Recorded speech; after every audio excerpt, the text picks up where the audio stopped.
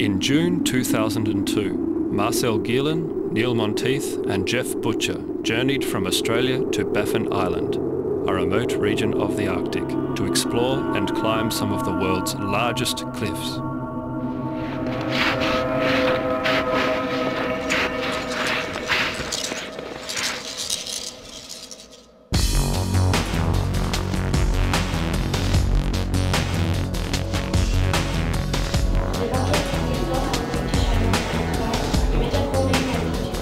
Montreal was the last stop for the team to prepare for the months of isolation ahead.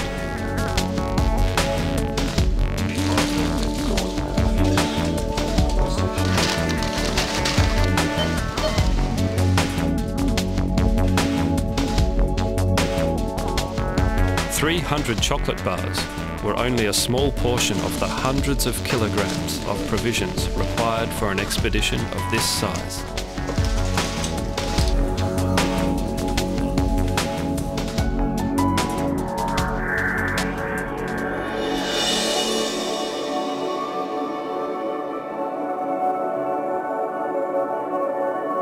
The plane flew them directly north over a world of frozen oceans to the remote Inuit town of Pagnitung.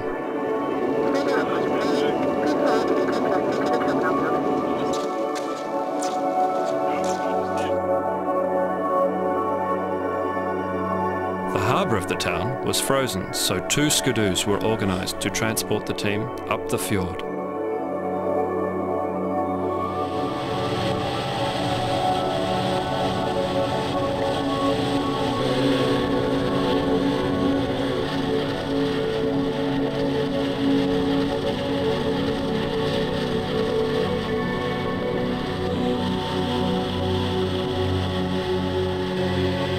Due to the early summer, the frozen ocean was breaking up, and the skidoos skimmed across a thin layer of sea ice and water. After 2 hours, the path was blocked by broken ice. Unable to get through, the Inuit outfitters returned home with the skidoos, leaving the 3 climbers to continue up the valley. Well, it's day 2 and we've spent our first day pretty much lugging gear up the valley to the first camp after being dropped off yesterday. We each took about 40 kilograms of gear in our bags and marched up moderately flat terrain but pretty wet, crossing lots of streams for about 15 kilometres over a couple of big moraines, and saw some amazing cliffs. Everything was much bigger than it first looks. Something that looks like a little hill in the distance, you're still marching towards it 2 hours later. So it was a pretty slow day. It took us about 6 hours to get up there. Marcel and I spotted a few potential lines to do on our last couple of weeks here, so that's good. There's plenty of rock around.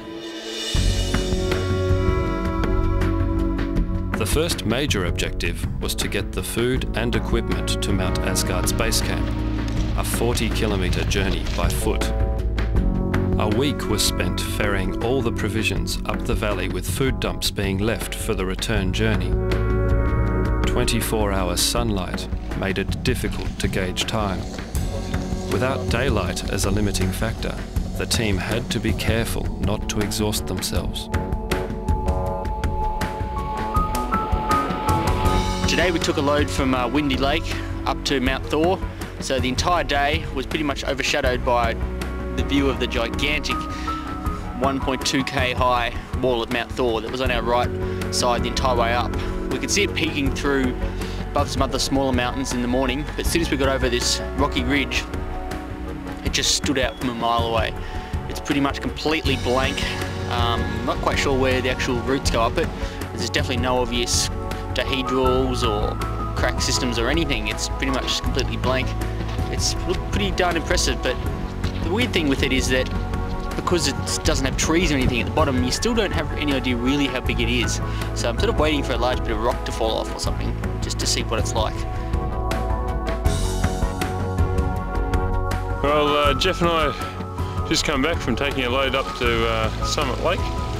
Quite heavy loads, but been quite hard going too actually. It was up and down and wading through snow and uphill all the way. But finally progressing to make Basecamp up the valley. Neil's gone back down to the Windy to pick up more food and come back. In fact, I can see him just coming over the horizon there. Long 18 kilometres.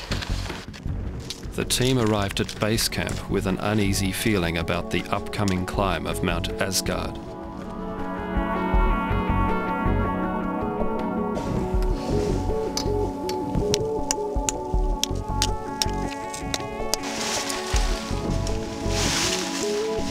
Well, it's our rest day and it's bucketing down with snow. Campsite's looking pretty miserable. We spent the day pretty much making nice food out of flour, like bread, pancakes. It was all yummy.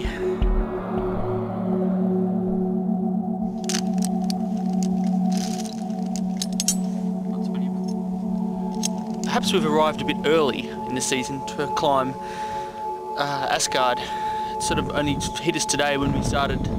Jeff and I decided we'd walk up the moraine to get into the base of Asgard and stumbled upon very deep snow, mostly knee to waist deep. I guess that it's sort of, we've been here for a couple of days now, and I guess the scale is sort of sinking in. It's all very large and everyone's a little bit concerned, I guess.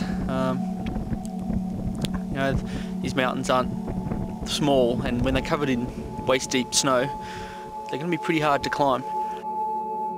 Eventually, the weather cleared and Marcel and Neil started towards Mt Asgard via the Caribou Glacier.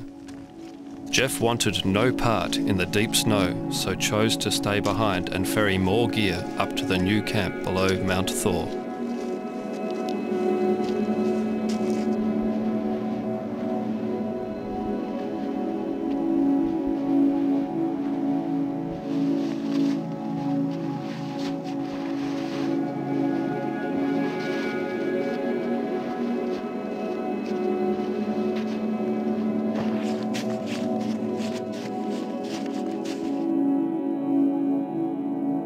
It was a very long first day, with Neil and Marcel taking it in turns to break the trail. 6 hours of forcing themselves through knee-deep snow brought them to a spectacular campsite, a ridge perched between the giant walls of Mounts Asgard and Freya.